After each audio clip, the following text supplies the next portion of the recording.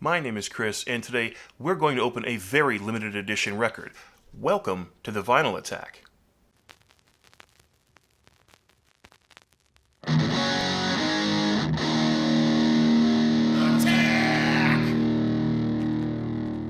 Before we get going with today's episode, I'm exceedingly happy to announce that t-shirts are now available. Simply head over to thevinylattack.com and pick your choice of logo, black and gray or color, on a medium weight, soft style shirt that is as comfortable as it is eye-catching. They range in size from small to XXX, so we have you covered there, and we ship worldwide. Alright, sales pitch over, let's move on. When I was in my early teens and an avid comic book collector, I would constantly check the Overstreet Price Guide and later Wizard magazine to look on in unabashed amazement with the ever-growing value of my collection. This book had gone up $3, this one had dipped $1, and this one was up 10. I would bore my non-collecting friends to tears as I reveled in the glory that was sure to be my ticket to financial success at all before I was even 20 years old. Giving this exciting news wasn't limited only to my friends, however. On more than a few occasions, I was all too happy to explain to my father the limited nature of my books, their exclusivity, and their constant growing value. I'd even gone so far as to start offering financial advice in the way of comic book collecting to him when he decided to impart some much-needed advice of his own onto me. Son, he said, the value of an item is only worth what someone is willing to pay for it. At first, I was confused by this and wanted to know what he meant. Clearly, the monthly price guide told me what the value of a certain book was, and that was the law. It had to be. Otherwise, it couldn't have been printed in my coveted Wizard magazine. I remember his patience as he explained to me that while the price guide did set a general marketplace value, if no one is willing to pay you what the guide says it's worth, then it's not really worth what the guide says.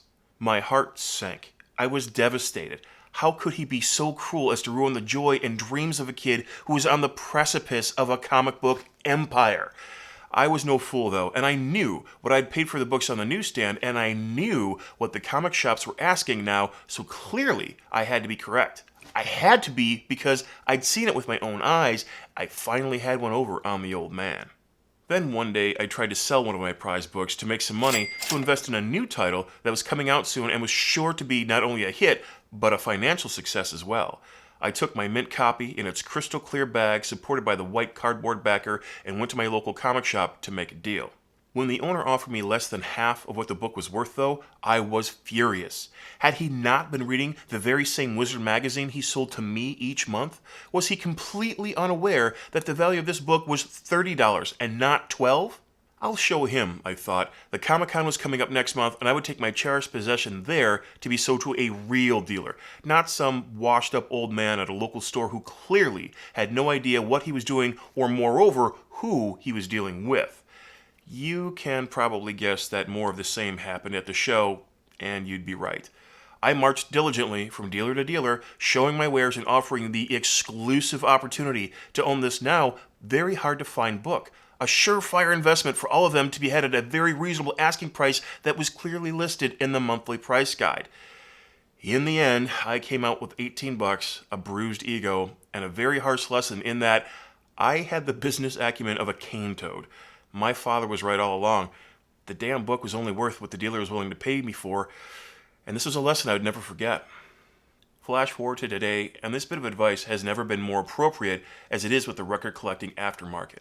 Each time a new specialty pressing or limited edition record is announced, I visibly cringe when I think about what happened to the comic book industry when the bubble burst and all the comic book sales and shops dried up.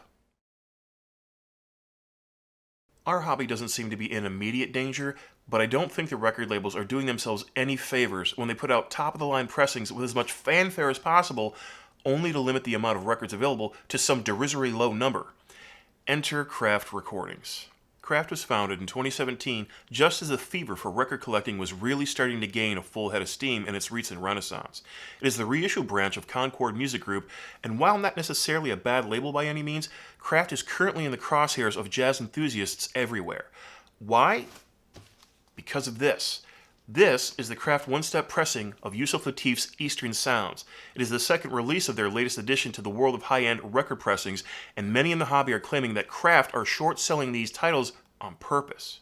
Back in January of this year, Kraft announced to the world that they were entering into the one-step pressing game with their release of John Coltrane's Lush Life, a 33 RPM single LP pressing that aimed to compare with things like the high-end releases of MoFi and Analog Productions. The focus of the vinyl hobbyist's ire, of course, was that not only was the release day and time flubbed a little bit, leaving most hopeful collectors out in the cold, but also that the record would only see 1,000 pressings, a number that's proven to be entirely too low with their first and second release. After having Lush Life sell out in 20 minutes, Kraft did try to be accommodating to the customers by offering them a link to purchase Eastern Sounds a few hours before being publicly released to those who subscribed to their newsletter. By accommodating, I mean they offered 300 copies in advance.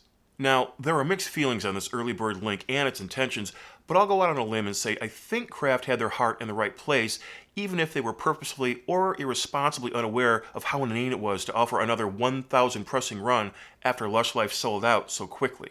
Shorting the main market by 300 copies meant that the general buying public had to fight it out on the internet to scrounge up one of the 700 remaining worldwide.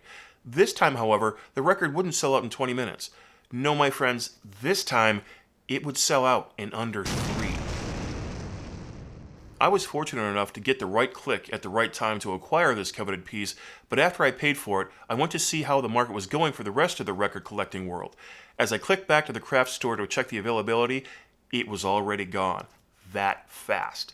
The sad part of this, of course, is that a troubling number of people who purchased this record never had any intention of opening it up and giving it a listen. They, much like the jerks who ruin every other hobby suffering from supply and demand, had only ever intended on flipping this record on the second-hand market for a profit. This wasn't a surprise to me, just as I'm sure it's not a surprise to you, considering the Lush Life release can fetch upward of $500 on eBay now, but I was surprised at just how fast and how many of the Eastern Sounds records would be listed only minutes after the album had sold out online. My curiosity being piqued, I headed over to eBay about 20 minutes after I'd purchased my copy just to see what the result would be, and you can probably imagine my shock when I was greeted with 28 listings for Eastern Sounds ranging in price from $400 to $600. These sellers had the record description, the Kraft website photos, the street release date, and anything else you might want to know about it all ready to go, just waiting for you to make a purchase. This shows me that these people, lots of people, were ready and waiting to buy this record just to rip you off at their first opportunity. This is where we circle back to the advice my father gave me. An item is only worth what someone is willing to pay for it. At the time of this video, there are still a host of records available, but the prices are dropping, and dropping fast. Each of these market leeches have seen the stiff competition for selling of this record, and they've been forced to cut prices in order to make a sale. Now, it's not nearly as low as I would like to see, but with most of them selling around the $300 mark, and even some below that, I'd say it's a good start and a far cry from the $500 and $600 they were asking. So, is Kraft to blame? Well, their defenders would tell you they're just doing what a business should do in creating a superb product, getting word on the street about its desirability, and using modern-day marketing to sell the record. Their detractors would tell you, however, that using fake scarcity to drive up the hype on these albums and limiting their numbers to such an embarrassing low count is not only begging for scalpers to complicate the sales and influence the market, but that the long-term ramifications will be the bursting of the vinyl record bubble and all of our coveted one-step and high-end pressings going the way of the dodo once again. For those of us who buy records to enjoy and share the music, this has created a bit of a divide.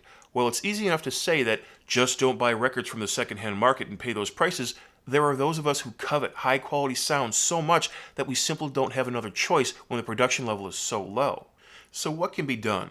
Well, not much, I'm afraid. As long as an item is popular and limited, there will be jerks who will rush to buy it and then try to turn it into a profit at your expense. If the record companies truly care, however, there are things we can do. We can make our voices heard in videos like this and emails to the company that implore them to make more pressings and to use other sales tactics. Instead of offering up a link to an early bird sale, why not send us a unique code that ensures we get a copy of the record we want? Instead of limiting the number of copies to 1,000, wait until you get more of an idea about the pre-order numbers and then produce accordingly. We, after all, are the buying public, and we, especially the audiophiles, are the ones who will be buying your expensive pressing. Work with us, and I promise we'll work with you. But enough of all that for now. I'm sure that conversation will be never-ending, if not exciting. Let's ruin the street value of this record and open it up to take a look at this one-step pressing of Eastern Sounds and see if the packaging lives up to the hype. I have yet to see one of these opened on camera or elsewhere, so I'm really interested to see the quality of the box itself, because I know they went with more of a linen style, is it slipcase kind of a box, I believe, and they kind of tried to get away from what everybody else was doing. I do know that this was pressed on 180 gram vinyl. That's not a big surprise, but they also used essentially super vinyl. They have Neotex VR900, which is the carbonless die. Essentially, it's the very same vinyl that MoFi is using for their one-step pressings. So this is the cover, and it's kind of an unassuming box. Let's get the cardboard out of the way. And it's limited to 1,000. I have number 488. And on the back, you can barely see the pressing information about Craft Recordings. Let's open this. It's the best way to get into this thing.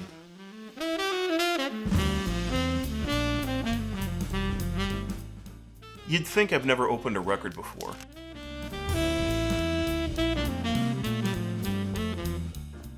So on the front, it looks to be almost purple in nature, but we have a matte finish on the rest of the slipcase, and then here we have gloss lettering, and then this is a very high gloss photo of the cover of the album on the front.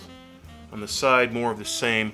We have gloss lettering on a matte finish, same on the back except for the silver stamp of the edition number, or I guess the release number. So this is our record. This box collapses on itself really easy as soon as you open it, which is not a big deal because I don't think I'll be keeping... There is a tab here. Okay, so I have everything out. Wow, look at that. That's quite the tab. I don't think I'll be keeping this record in the box. The box will probably go on my box set shelf, and the record itself will go in a sleeve, of course. This is some information about what we have here. Looks like we have the tapes, the original tapes, which were sent to Bernie Grunman for remastering. Apparently he remastered it on a custom tube preamp with custom electronics and a custom cut lay arm. So apparently everything Bernie Grunman used to remaster and cut this particular pressing are supposed to be amazingly top-notch. I look forward to finding out myself, but that's what they're listing. And you can actually see the tape here. I'm not going to read all of this, but I believe it's just, this is the history of, it was recorded in '61 at Rudy Van Gelder's place. And then, oh, technical info on the back. Now this isn't quite as fancy as the MoFi, but they still are letting you know what's going on. And yeah, okay, so right here, RTI pressed the record, which I don't know if you knew that or not. So essentially this is very, very similar to what MoFi is doing. I kind of wonder how they feel about that.